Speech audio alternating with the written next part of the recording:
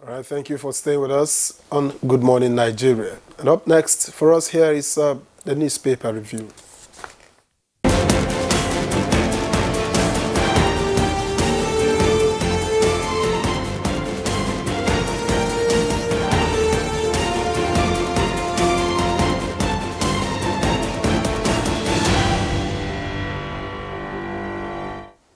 All right, we got Chukwudi Okolie-Gbaja with us this morning. Chukwudi, good morning to you. Good morning, Nyere. How are you doing? Very well, good to see you. You're pairing up with Victor today? Looks like that. It's okay. Welcome, Victor. Thank you. How are Good you? morning. I'm all right. You see, I get overzealous. I'm the one who welcomes you. All right, let's take a look at what the papers are saying this morning. The lead with the leadership this morning, and the lead story here. The lead story on the leadership says courts wield big stick in Kano, Rivers, Edo crisis. Give to Kano judges 48 hours to resign over Ganduje's probe. Void Edo PDP governorship primaries. Details on page 4 of the leadership. Away from that, just beside the masthead, we have UK 2024 exit poll gives Labour Party landslide victory. Details on page 7. And above that story, we have this trending news, of course, everywhere, and Nigerians wanting to get the details of the agreement. It's the Samoa agreement, $150 billion loan. Reactions trail signing of that agreement. Page 7 has the details, of course. You want to find out what that is about. And away from that, quickly, we have a picture here, very beautiful one. Lagos retirees beam with smiles. And of course, I'm sure that's as regards their retirement benefits, being given to them. Wonderful. All right, so that's the much we have on the front page of the leadership this morning. Quickly move now to the Nigerian Tribune. The Nigerian Tribune leads with court verdicts unsettle Edo PDP. Rivers politics. Details on page 3. The riders' judgment invalidates PDP primary that produced Igodalo Aswe Ogie ticket intact, says PDP. Appeal court voids order stopping pro-Wike lawmakers from parading themselves as Rivers Assembly members. Pro-Wike Rivers Assembly members remain sacked, according to opposition federal lawmakers. So much, going on. You want to see that. Above the masthead, expect more flooding. Federal government warns states and local governments. And the rider lists flood-prone states, says downpour may worsen cholera. Of course, need to pay attention to this health challenge at the moment. And then next to that, we have Tinubu plans 2 trillion naira injection into economy. Inaugurates Presidential Economic Coordination Council. Nigeria's economy will rebound in months. If you want to find out the concluding part of that statement coming from Dangote, page 2022. Page 22 has that story. Right, just take a few more before we move to the next paper.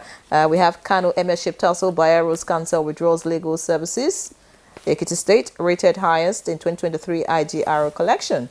And finally this morning, we have Senate probes $5.7 billion Mambila power contract. And that's also on page 22. Victor. Right, and on the front page of the Vanguard, where we've dealt with the court tsunami from the other papers. So let me go with the lead headline here. 21 LGAs in 10 states, FCT submerged in flood. That's according to the federal government.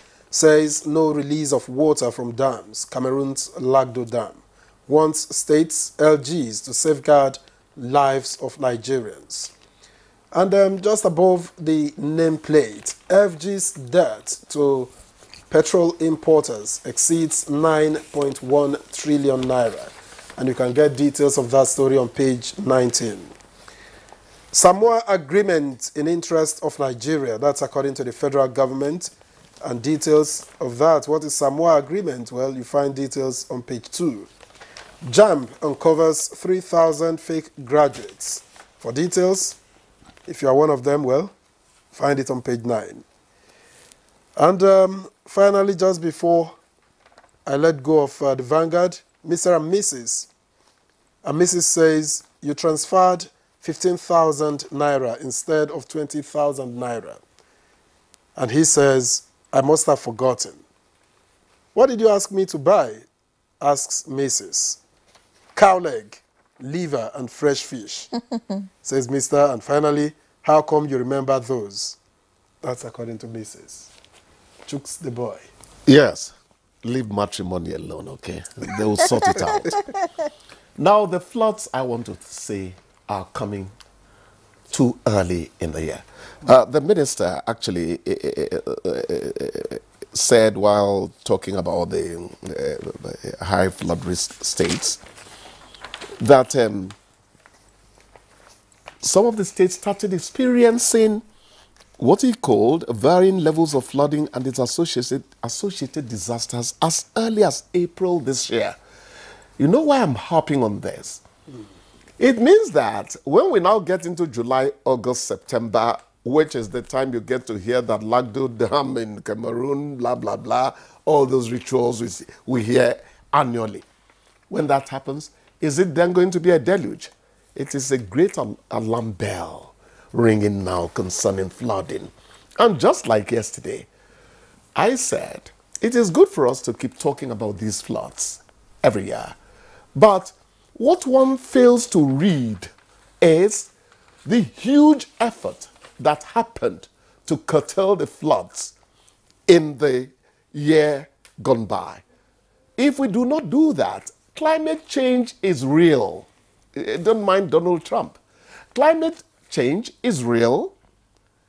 And the point is that nature is something you can't stop if you try to block its path. Yeah, we are saying that if we reduce the emission of greenhouse gases, the global warming will reduce, and the ice melting in the Arctic is going to, slow down a bit. But that is a huge, huge, huge thing to undertake. The best thing is for us to go about how we can counter the disasters inherent in these rampaging floods. Well, they're ravaging, they're rampaging, they're everything negative. And it's not good. It's not just residential landscape that is threatened. The point is that the floods are also washing off crops. You understand? Once you remove the surface of the earth, you do something to manure in the soil. The much talked about food security. Yes, that's the point. It's not something we should take lightly. It's really unfortunate. 21 local government areas in 10 states, federal capital territories submerged already. What can be done? Oh, well, what can be done is the world really tries as much as we can to stop the emission of greenhouse gases, as I said, and reducing global warming in the process. Remember, I can't recall any year I've spent in Abuja that was as hot as this year. January to April. I can't recall such a year. And Victor, I'm not a prophet of doom, is going to get worse next year. I hope not. So? What is it about this Samoa agreement that is generating controversy, as it seems? The Samoa agreement, actually, I didn't delve into that enough. If you just give me a one-liner there, on it. Well, but at the end of the day, what you're going to find is applauding all the moves being made by the federal government to reattract prosperity into our land. Everything that is being done, I don't know the details of the Samoa agreement, I have to confess. But at the end of the day, everything that is being done by this administration is seen as something that will eventually percolate into goodness and return of prosperity to the shores of this country. Those who are criticizing it are saying that it's, that the agreement also comes with, getting those who take the loans or who sign the agreement to support, what do you call that, same-sex, LGBTQ, and all that. So I think that's what the issue is. Well, Victor, the point in life is that there will be a divergence of opinion as long as Victor is not Chukudi. That is how life is. Even among economists, there is no agreement on what is the best model for Nigeria to, you know. Now you're talking about a particular group of people and all that. Once you mention LGBT in Africa. Because, yes, culture, religion, yes, all against it. Victor, wait a minute. It's not as if LGBT has not been a case in Africa. Africa had a way of handling it. They will tell you, if you have a biological disposition, psychological, whatever it is, we don't know what is behind same-sex things. Please, Africa abhors it, hide it. Don't let's get to know about it. What is our problem is people legitimizing it and asking us to call it the greatest public offer anyone has seen. No, but, the call would just be that for Nigeria and other African countries looking out to get loans, it's important to read the details of such agreements properly. Not because you need money to do one or two things and then you just go ahead to sign anything. There's need to always double check.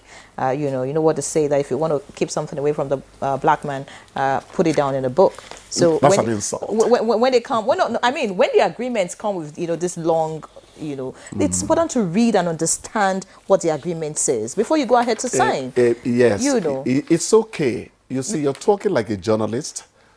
I like you talking like that.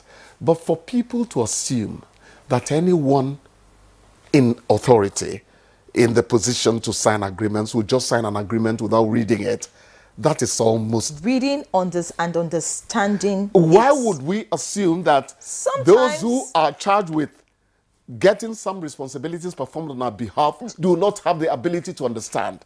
You're going to find out that it is controversy that actually propels the thinking of particular sets of people in the country. So at the end of the day, it's a controversy. Sometimes in a bid to just get the money, you're just willing to sign and, just... Desperation could actually make you do certain things, I agree. So you're cautioning us. Yes. But I don't think that those who are signing are dunderheads. I don't think so. Well, I'm sure we need to understand the story properly before we can actually... the Minister of Information has come out to say it was signed in the best interest of Nigeria. What has that done to what I said? It tells you that those who signed it do think that it is to our benefit. So you give them what? The benefit of the doubt. All right, something it's not of the benefit of the students at Uniben. Yesterday, the school was shut down, over protest breakdown of law and order. Yes, the students are asking for increased number of hours in terms of power supply. They claim that they get just between 1 to 3 hours per day, which is not, okay for them, considering the fact they're preparing for exams, And the management is saying that they've been cut off public power supply because of contentious bill, so they have to do with power generating sets. You remember that because we mentioned. Of course, I do. I'm just waiting for all of that. So I'm just saying that there's need to, sit down with the students, get it sorted out, and get them back to school, just so that they can continue their academic activities. This is not good for parents. How much did we cite yesterday? 270 million monthly electricity bill. That tells you that R&D has been suffering in the institutions. By now, our universities should all have had a way to power themselves. So, you see, when you begin to put out a fire, when it is already consuming the sitting room, it's always a problem. We never engage in proactive, preemptive action. Well, and at the end of the day, we get to pay for it. The universities, I assert, should not be complaining about power now. I agree with you. But the solar panel gardens, China is now being known for and all that. We should have hit there a long time ago. Solar panel is not cheap for a university as massive as the University of Benin. Victor, you're not getting it. I hear time is up. The point is this. Did we prepare ourselves to even engage in that technology? That's what we're talking about. Okay. All right, many thanks, Chukudi. I think I like your point on that, and I hope that the universities are listening, other universities are listening, to avoid this kind of breakdown in their schools too. All right, so we'll take a break. Many thanks, Victor. Did I say Victor? It's okay. Many thanks, Chukudi. You're welcome. You're We welcome. appreciate you for coming today again for News Preview. So we'll take a break now. When we come back, we'll get into the conversation. Of course, our first topic is on cancer and international collaboration. Please stay with us.